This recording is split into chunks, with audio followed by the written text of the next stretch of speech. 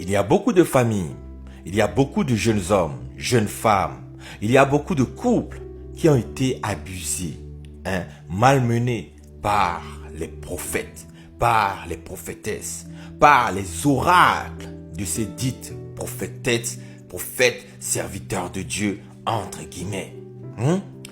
Beaucoup de gens traversent des océans de déception parce qu'ils ont perdu gros. Ils ont perdu en temps, en argent, en énergie pour aller se faire cogner sur la tête, se rouler par terre ici et là.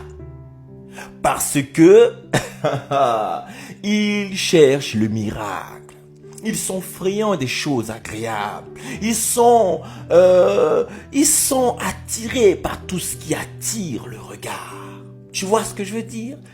Je t'invite aujourd'hui dans notre émission verset par verset où nous allons un peu bousculer certaines personnes. J'espère que tu n'en fais pas partie. Si tu fais partie des victimes, n'hésite pas de laisser un commentaire qui peut édifier peut-être quelqu'un derrière, qui est encore dans les mailles, dans les chaînes de certains prophètes et certaines prophétesses. Nous lisons Deutéronome 18, nous sommes dans notre émission verset par verset. Deutéronome 18 à partir du verset 15. Nous avons déjà lu, je t'invite donc à suivre la précédente où je vais essayer d'aller vite ici à partir du verset, on va dire 16. Ok, 16. Il répondra ainsi à la demande que tu fis à l'Éternel ton Dieu à Horeb, le jour de l'assemblée, quand tu disais que je n'entende plus la voix de l'Éternel, mon Dieu, et que je ne vois plus ce grand feu, afin de ne pas mourir. L'Éternel me dit, ce qu'ils ont dit est bien. Je leur susciterai du milieu de leurs frères un prophète comme moi. Je mettrai mes paroles dans sa bouche et je leur dirai tout ce que je leur dirai. Et il leur dira tout ce que je lui commanderai. Regarde, la mauvaise exercice sur la toile dans nos églises, de certains prophètes, prophétesses. Analyse. Aujourd'hui, sur la toile, tu vas voir que systématiquement, les gens prophétisent sur tout et sur tout le monde. Ils voient sur tout et sur tout le monde. Qu'ils soient prophètes ou pas, parce que c'est juste la thématique prophète, mais même des pasteurs le font.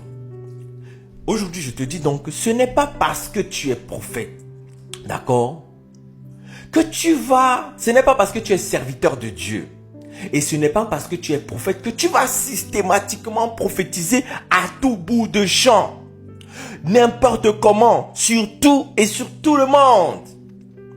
Il faut que Dieu te dise, que Dieu te montre, que Dieu te commande quelque chose de précis, une action précise envers des personnes précises, dans un objectif précis. Tu vois? Mais aujourd'hui, je prophétise que tu seras marié dans 2 mois. Je prophétise que tu seras milliardaire. Je vois que tu as quelque chose sur la jambe gauche. Je vois à gauche, je vois à droite. Nous voyons beaucoup de choses. Nous disons beaucoup de choses, beaucoup d'oracles. Nous annonçons tellement de choses. Tu vois? Ben oui. Ce n'est pas parce que tu es enfant de Dieu que tu te lèves comme ça, tu commences à balbutier des paroles. Je prophétise, je prophétise, je vois ceci, je vois cela. Mais la question, pour toi qui ne connais pas, ou pour toi qui viens d'arriver dans les choses de Dieu, pose-toi la question, qu'est-ce que Dieu a vraiment dit? Qu'est-ce que Dieu lui a commandé de dire? Toi-même qui exerces ça. Peut-être parce que tu as vu ton père spirituel, ta mère spirituelle faire ça. Donc, tu as été influencé négativement. Tu as été mal enseigné. Tu as été imitateur de personnes dont on ne doit même pas imiter, qu'il ne faut point imiter. Des personnes qui t'ont induit en erreur, qui ont un témoignage par rapport à la parole de Dieu faussé, édulcoré. Tu vois ce que je veux dire? Donc, et là, c'est dangereux pour toi parce que tu vas commencer à faire des choses qui ne ressemblent à rien du tout. Parce que tu les as vus quelque part. Tu vois? Donc, qu'est-ce que Dieu a dit? Si tu es prophète, si Dieu t'a appelé à être prophète, si Dieu t'a dit, ne t'a rien dit, tais-toi. Si tu es prophétesse, si Dieu ne t'a rien montré, bouge, ne dis rien. Et si même tu as reçu et que tu es vraiment un vrai prophète, une vraie prophétesse, pas de souci. Si Dieu t'a dit d'aller à Ninive pour interpeller les gens, de dire telle chose et telle chose, va dire et faire ce que Dieu t'a dit et n'ajoute pas, fais ni plus ni moins. Sois dans ce que Dieu t'a dit, point à la ligne. Tu vois? Ni plus ni moins. Tu vois? Donc, nous continuons notre étude.